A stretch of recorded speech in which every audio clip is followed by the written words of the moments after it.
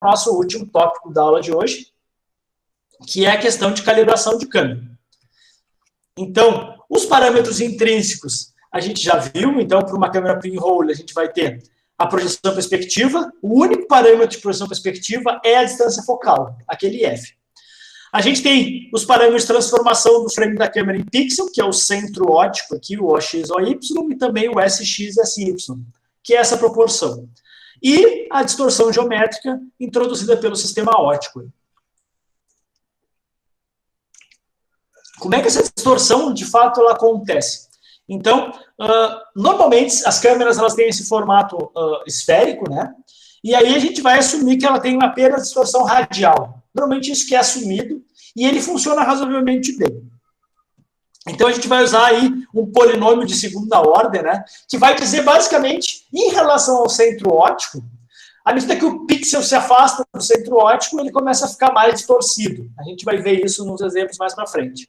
E aí a gente representa com esse conjunto de equações aqui, né? Então, o meu x, d e y, d são os pontos distorcidos, e o meu x, y é o ponto depois de corrigida essa distorção. E aí eu vou precisar desses coeficientes K1 e K2, nesse caso, mas que pode ter mais coeficientes. E esse raio aqui, que na verdade é essa a distância, né, que a gente tem entre o x e y, né? Então a distância do centro óptico. Geralmente o K2 ele é muito menor do que o K1, então a gente vai assumir que o K2 é igual a zero. Isso nem sempre é verdade. Modernamente a gente tem sempre K1, K2, às vezes K3, como informações importantes e relevantes. Então, distorção em lentes, por exemplo, essas lentes olho de peixe, a gente consegue ver claramente. Então, por exemplo, uma GoPro tem uma lente desse tipo, a gente consegue ver claramente, então, a distorção que ela causa, né? Vocês podem ver aqui que uma parede, ela é reta, plana, né? E aqui ela está completamente curvada.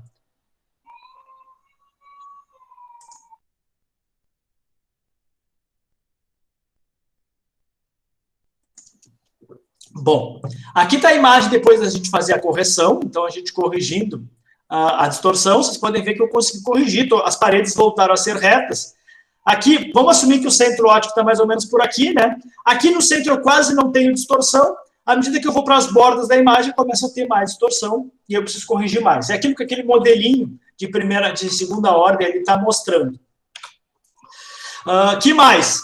Então, que mais? Dá para ver também que quando a gente faz a correção, eu vou perder um pedaço da imagem. Esse daqui ficou um buraco. Vocês estão vendo que ficou um buraco aqui? Esse buraco eu perdi informação. Na verdade, eu corrigi a informação e eu não tenho informação dali, né?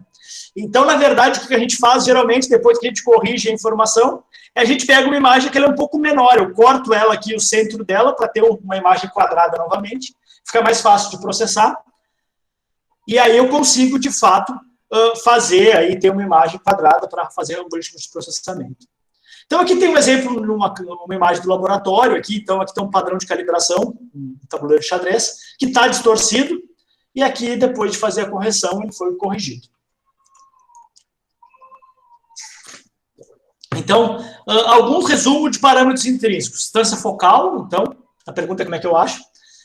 Centro óptico da imagem, o centro da imagem, XY, OX e OY, o tamanho efetivo horizontal e vertical do pixel, e esses coeficientes, K1 e K2. Bom, outros tipos de parâmetros que a gente viu que a gente vai ter é os parâmetros extrínsecos, que é basicamente rotação e translação da câmera em relação a um ponto de referência no mundo. Então, basicamente eu quero determinar a localização e a orientação do frame da câmera em relação a algum frame de referência. Então, eu quero saber essa rotação aqui da câmera e a translação em relação a esse eixo no mundo aqui. Isso são os parâmetros extrínsecos. Cada imagem vai ter os seus parâmetros extrínsecos. Isso é uma coisa importante. Obviamente, se a imagem for parada, todas as imagens vão ter os mesmos parâmetros intrínsecos e extrínsecos. Mas os parâmetros intrínsecos, eles são os mesmos para a câmera. A não ser que a câmera ela sofra alguma deformação mecânica, quebre, sei lá. O parâmetro intrínseco geralmente não muda. Pelo menos no ar. Na água a coisa já muda de figura. Bom, então os parâmetros extrínsecos a gente tem basicamente a rotação e translação. A gente vai usar a matriz de rotação, a gente já viu. E o vetor de translação.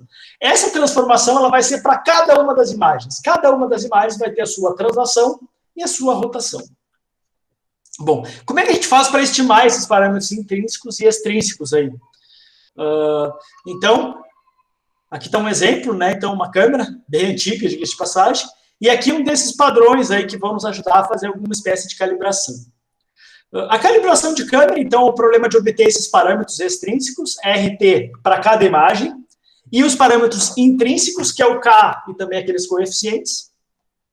Dado, o que a gente vai ter para poder resolver esse problema? N pares de imagens, em que eu conheço os correspondentes Pzão e Pzinho na cena e na imagem. Então, eu sei qual é o XYZ do ponto no mundo e sei qual é o XY na câmera. Eu conheço esse par. Para muitos, N pares de imagens para N imagens diferentes. Então, para isso, a gente vai usar esses padrões de calibração. Então, aqui tem um exemplo de tabuleiro de xadrez, aqui tem algum outro com ponto. Aqui tem um outro exemplo de padrão de calibração que a gente pode usar, por exemplo, as linhas do campo de futebol aqui, que se mantêm constantes, a gente pode usar também, etc. Então, vamos lá. Que mais? Como é que a gente vai resolver esse problema? A gente vai precisar de um número de pontos na cena com coordenadas conhecidas. A gente vai precisar das suas projeções na imagem, coordenadas também conhecidas, e aí a gente tem que resolver um sistema de equações usando aquelas equações que a gente já viu ali anteriormente. Para que isso é importante? Então, para reconhecimento, reconstrução 3D, de geometria, a gente vai precisar muito disso. Permitir a localização absoluta, por exemplo, de um robô. Vamos dizer que a câmera esteja presa no robô, eu quero saber onde o robô está, eu posso usar esse tipo de equação para resolver esse problema, e de fato a gente vai utilizar, existe um monte de técnicas aí para a gente fazer isso, então odometria visual, visual slam, etc., que usa esse tipo de transformação. Não exatamente a calibração de câmera, porque ele não tem tudo muito conhecido, mas ele faz algumas simplificações e ele assume que os parâmetros intrínsecos são conhecidos, e aí eles calculam só a rotação e translação. Então, o problema de calibração de câmera nada mais é que o problema de estimação de parâmetros. Isso é um problema de otimização. Então, na verdade, o que a gente quer é estimar KRT para que eu tenha um ponto na imagem e eu quero projetar um ponto no mundo usando, então, distância focal, RT, e aí eu quero que esses pontos sejam o mesmo. Então, eu quero que o K, o RT, seja exatamente o mesmo da câmera, porque aí essa diferença vai dar igual a zero. O ponto no mundo, eu vou matematicamente projetar ele na imagem e ele tem que bater com o ponto de fato que eu tenho na imagem. É isso que eu vou resolver. Então, eu quero que, para o conjunto de pontos que eu vou ter, eu quero que isso aqui seja mínimo. Então, esse é basicamente o problema de calibração de câmera. E esse é um problema de otimização, na verdade, um dos muitos problemas de otimização que a gente tem com visão computacional e percepção robótica. Então, aqui está um exemplo de tabuleiro em 3 dimensões. Então, que eu vou precisar conhecer os pontos, por exemplo, eu consigo... Por que tabuleiro, né? Porque tem muito contraste, é branco no preto. Branco no preto é fácil de detectar no domínio da imagem aqui, e eu consigo também medir no tabuleiro, nesse caso, no tabuleiro em 3D, né? Os primeiros tabuleiros eram em 3D, só que eles são difíceis de construir, e aí depois se passou a usar tabuleiros em 2D, que tem resultados bastante equivalentes, e pela simplicidade de construção, eles são bem mais úteis. Então, existe uma porção de métodos de calibração. O mais utilizado até hoje é o do Zhang, que é um método de 2000, então já tem 20 anos esse método do Zhang. Ele está implementado tanto no MATLAB quanto no OpenCV. A gente vai testar eles no MATLAB. Existem outros diversos métodos aí de calibração, alguns que surgiram depois ainda, usando outros padrões. Mas o Zhang ainda hoje é o mais utilizado. Algumas generalidades, né? Diversas soluções para o problema utilizam equações e formas anotadas em geometria. Então, de fato, os algoritmos de calibração são baseados em geometria. A ideia é, de fato, obter imagens que tenham sido feitas de modo controlado. Ou seja, eu controlei a imagem, eu sei, eu tenho esse tabuleiro de xadrez, por exemplo, aquele tabuleiro em 3 dimensões na imagem, e eu sei o tamanho dos pontos na imagem, etc. Então, essa é a ideia da calibração. E aí, claro, tem um monte de tipos de padrões de calibração aqui. Como eu disse, o mais comum aqui é esse tabuleiro em 2D, mas a gente tem um monte de padrões em 3D, tem esses com bolinhas aqui que mostram que tem vantagens e etc. Então, o problema de calibração ele é muito típico em visão, ele foi muito abordado aí nas últimas 30 anos, E, recentemente, ele é bem menos abordado, eu tenho visto pouquíssimos trabalhos nisso, sei lá, nos últimos 5 anos, acho que eu vi 1 ou 2 trabalhos, porque é uma área que já está bastante saturada, no sentido de estimação de parâmetros intrínsecos e extrínsecos. Tem muita coisa ainda para estimar parâmetros extrínsecos de ambientes não controlados. Isso tem bastante coisa a ser feita. E isso é um dos problemas ainda mais importantes quando a gente fala de visão e percepção robótica. O método mais clássico para resolver aquele problema de otimização é o que a gente vai chamar de problema de mínimos quadrados. Ele é sugerido para resolver problemas de equações que a gente chama de sobredeterminados, que é quando a gente tem mais equações que incógnitas. Uma vez resolvido, então, esse problema de otimização, de calibração, eu consigo determinar os parâmetros, e aí eu consigo, então, localizar um robô, por exemplo, ou determinar a posição 3D de um objeto numa imagem, e assim por diante. Bom, então agora nós já estamos se aproximando bem para o finalzinho da aula. A ideia é ela durar 1 hora e pouquinho. De hoje, então, vai se estender um pouco. Mas vamos abrir aqui. Me avise se vocês estão vendo meu MATLAB, por favor. Sim, sim. Tá tranquilo. Beleza. Eu vou usar um toolbox para o MATLAB aqui, que é um toolbox bem clássico aí. Inclusive, ele não é o toolbox que vem com o MATLAB, é um toolbox externo. Hoje em dia, as versões mais novas do MATLAB já vem com o toolbox. Eu acho que a minha vem com esse toolbox, mas eu vou utilizar ele aqui, o que está disponível na internet para baixar. Então, basicamente, qualquer um desses métodos vai fazer. O primeiro, ele vai pegar imagens de um tabuleiro de xadrez. Aqui vocês podem ver que eu tenho imagens que eu já capturei de um tabuleiro de xadrez. Então, aqui tá as imagens, dá para ver aqui elas. Então, eu tenho aqui um conjunto de 11 imagens, que é pouco, mas para fazer demonstração aqui na aula é mais que suficiente. Então, vou precisar ler essas imagens. Então, li as imagens aí. E vou precisar extrair os grids. Extrair os grids é marcar aonde no tabuleiro está, de fato, os pontos. O que acontece? No MATLAB, nessa versão, pelo menos no MATLAB, tu precisa fazer isso na mão. No OpenCV, por exemplo, tem um algoritmo que já estima aí os pontos todos do tabuleiro e tal, e resolve mais ou menos o problema. Então, o número de imagens eu vou processar todas, eu quero dizer qual é o tamanho, nesse caso eu preciso dizer qual é o tamanho da janelinha, que eu vou tentar buscar o corner. A gente vai ver por que disso, mas 5x5 tá bom. Então, aqui está a minha imagem, eu vou dar um zoom nela, e eu vou precisar clicar nos 4 cantos externos da imagem. Então, eu vou precisar clicar aqui, e deu uma travada. Vou precisar clicar nesse outro canto, aqui. Aquele 5x5 é essa janelinha aqui, vocês viram aqui, essa janelinha é 5x5. Aqui e aqui. Eu vou precisar fazer isso para as 11 imagens. E aí ele vai me perguntar uma coisa que é super importante, qual é o tamanho de cada um dos quadradinhos, certo? Eu acho que esses meus quadradinhos, eles tinham em torno de 3 milímetros, eu acho. Desculpa, 30 milímetros ou 3 centímetros. Vou botar 30 milímetros.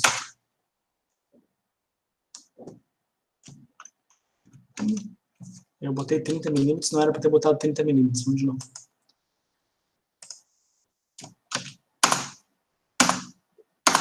Tinha que ser só 30. Falha minha. Vamos de novo. Aqui.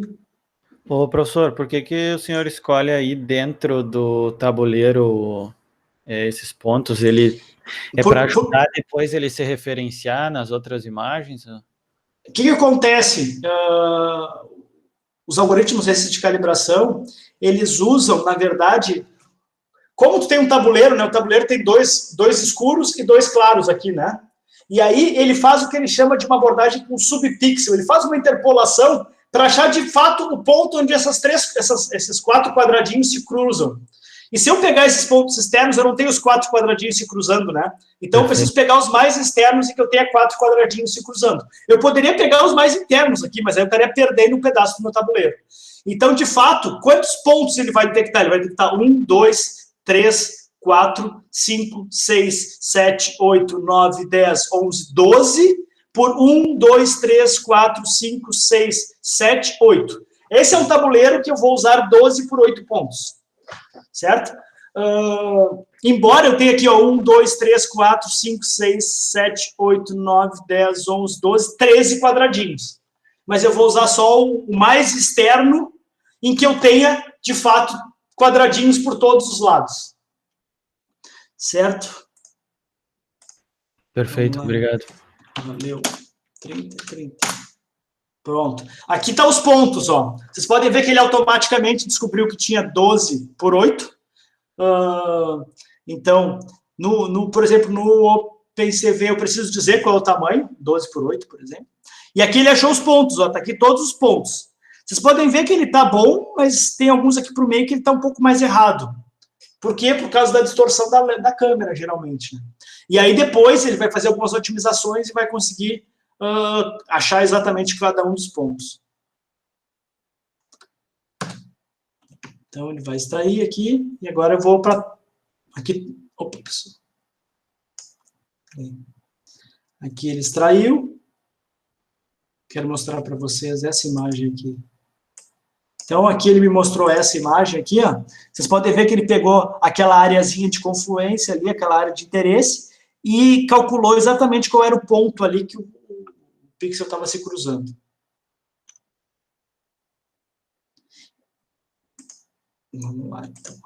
E agora vamos fazer isso para um conjunto de imagens aqui. Nesse caso, 11 imagens. Então, vou pegar esse, esse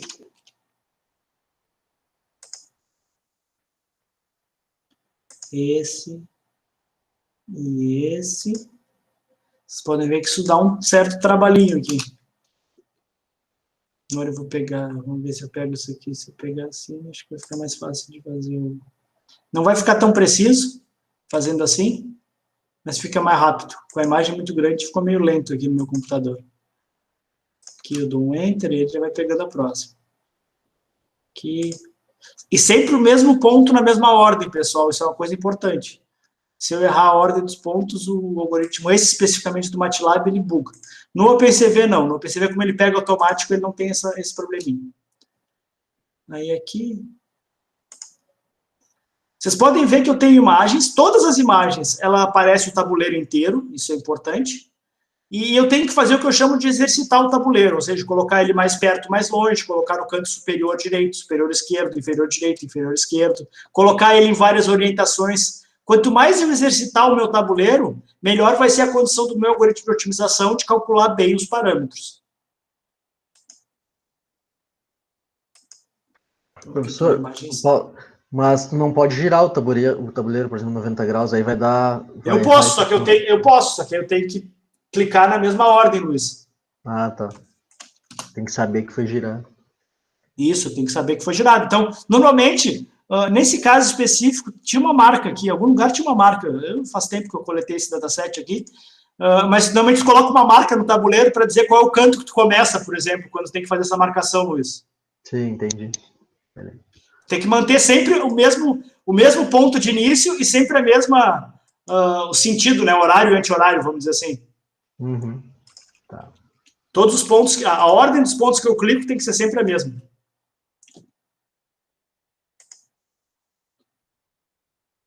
Então, já estamos aqui na imagem 11, são 12 imagens, estamos na imagem 8.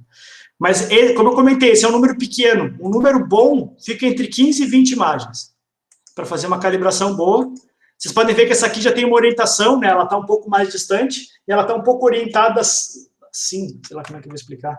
Ela está um pouco assim, né? Ela tem uma certa inclinação. Isso também é importante para a gente exercitar essas possibilidades aí.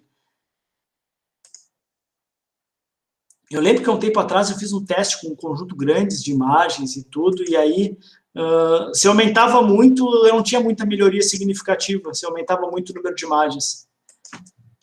Eu não tinha uma melhoria tão significativa. Em torno de 15 a 20 imagens é o que é indicado aí.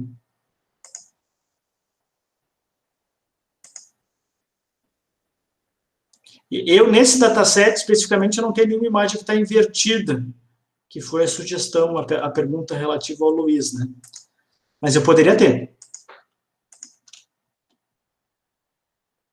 Ó, essa aqui está um pouco mais rotacionado. Ó. Sim. Aqui. Estou na imagem 11. Vamos para a última agora.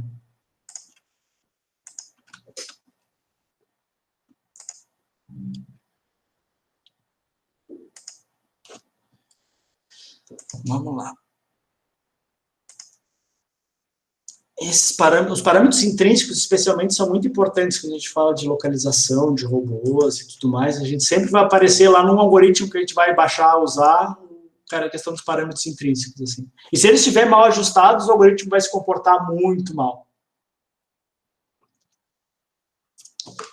Muito embora tenha alguns algoritmos mais recentes que eles otimizam isso também.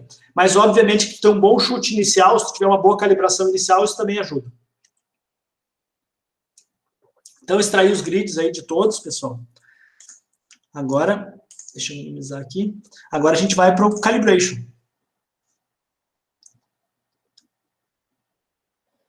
Então, a minha imagem era 620.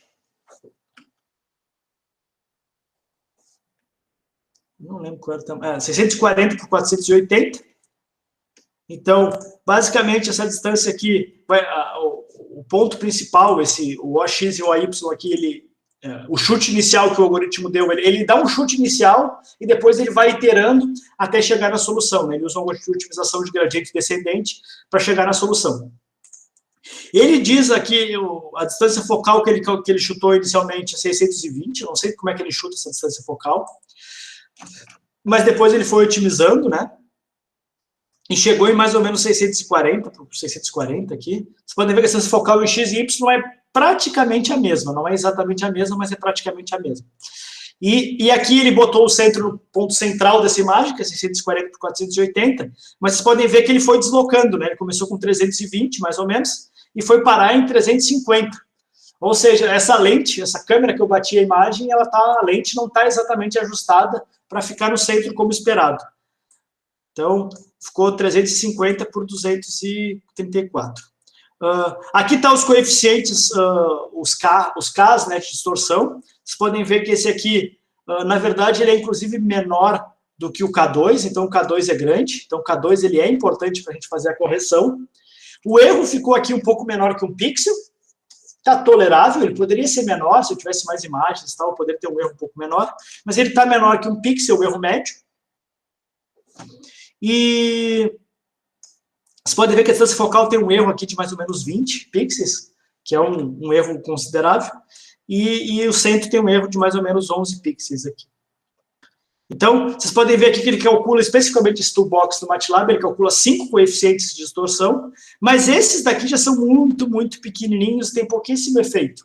O importante mesmo é os 2 primeiros. Talvez o terceiro tenha algum efeito menor, certo? Mas o importante mesmo é os 2 primeiros. Então, está calibrada a câmera, isso aqui é os parâmetros da câmera, isso aqui é os parâmetros intrínsecos, certo? Então, os parâmetros intrínsecos, distância focal. Vale lembrar que esse focal, ele não te dá a distância focal, né? Ele não te dá o focal distance, ele te dá o focal length, que é uma medida em pixel. Então, na verdade, já é aquele F sobre o SX e o F sobre o SY, certo? Então, ele te dá já essa distância aí normalizada. Isso é um problema desse toolbox aí, se tu quiser isolar a distância focal, tu não consegue.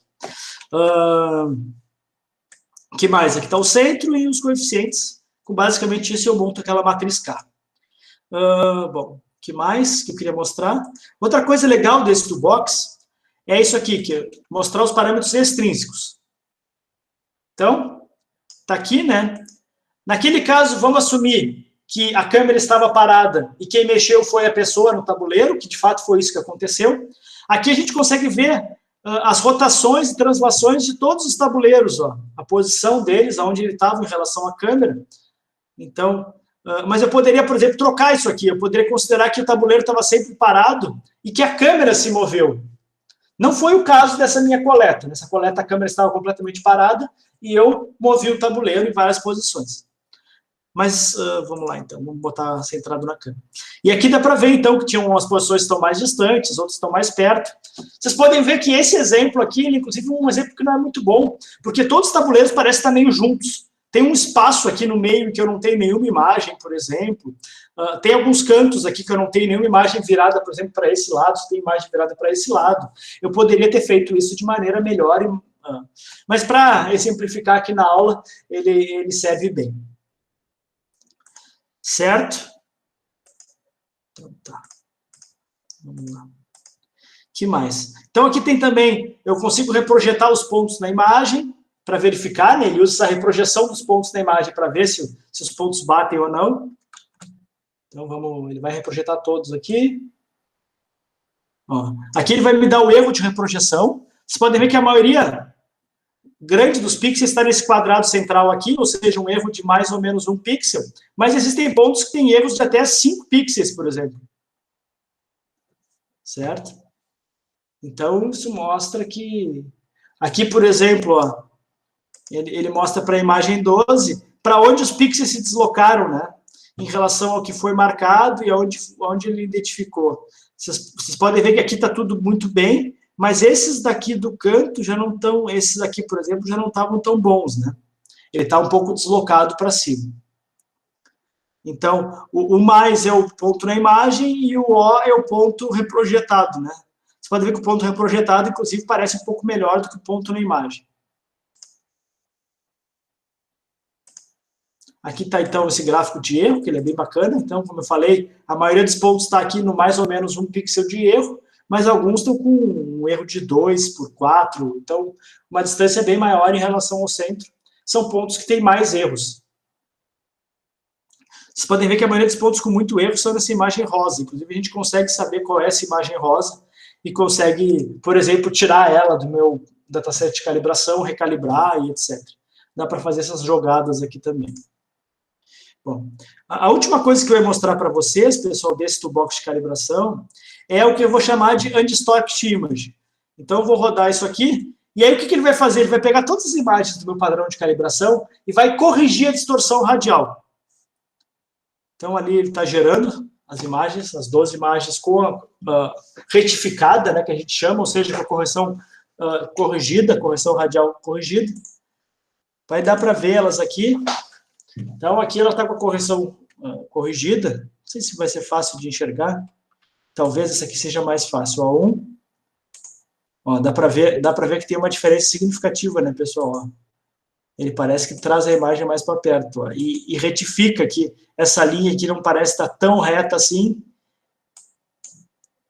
E aqui ele dá uma corrigida. Então, a gente consegue fazer isso também depois de ter feito um processo desses de calibração. Vou fechar tudo aqui. Alguma dúvida, pessoal? Bom, então, agora a gente vai para o nosso último slide, fechando a aula de hoje, que é um exercíciozinho que eu quero que vocês façam, que é que vocês calibrem, eu quero que vocês calibrem uma câmera. Então, bom, basicamente são 3 passos, na verdade 4. O primeiro é imprimir um tabuleiro de xadrez.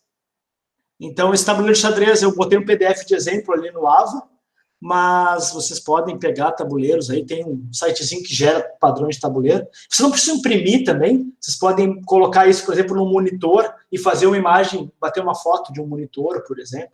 Se quiserem imprimir, podem imprimir. O importante é que se forem imprimir, vocês têm que garantir que a folha vai estar numa superfície muito plana, porque esses métodos eles vão assumir, então, que todos os pontos estão no mesmo plano. O método Zhang, ele assume que o tabuleiro ele é rigorosamente plano. E se não for plano, aí nós estamos quebrando as premissas do método e o método vai começar a falhar.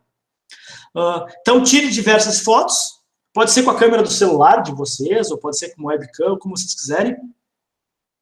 O tabuleiro precisa estar fixo numa superfície planar, ou ser, de fato, por exemplo, um monitor que vai estar plotando esse tabuleiro. E aí, batam essas fotos, pelo menos umas 20, em torno de 20. E aí eu quero que vocês realizem a calibração da câmera. E para fazer isso, então, eu quero que vocês usem o OpenCV. Então, eu quero que vocês tenham uma pequena experiência aí usando o OpenCV. Eu coloco alguns exemplos de códigos já prontinhos ali. Então, tem 3 exemplos do pessoal destacando como é que faz para usar o OpenCV para calibrar a câmera. Eu não quero que vocês reinventem a roda, vocês podem usar o código que está ali. Eu quero que vocês, na verdade, saibam fazer uma calibração de câmera e entendam o que está acontecendo. Então, a entrega vai ser um pequeno relatório. onde vai aparecer uma discussão sobre o código, né? Você pode botar um pedaço do código, explicar esse pedaço faz isso, esse pedaço faz isso. Quais são as imagens de entrada que vocês botaram? Então, botar aí nesse documento aí quais são as imagens. As imagens com a distorção corrigida, e aí discutindo, né, qual imagem vocês acham que piorou, melhorou, etc. Os parâmetros obtidos, quais são as matrizes K, aí, principalmente a matriz K, e o erro obtido. Discutir um pouco sobre aquele erro ali, se ele é grande, se está pequeno, qual imagem tem maior erro, por exemplo.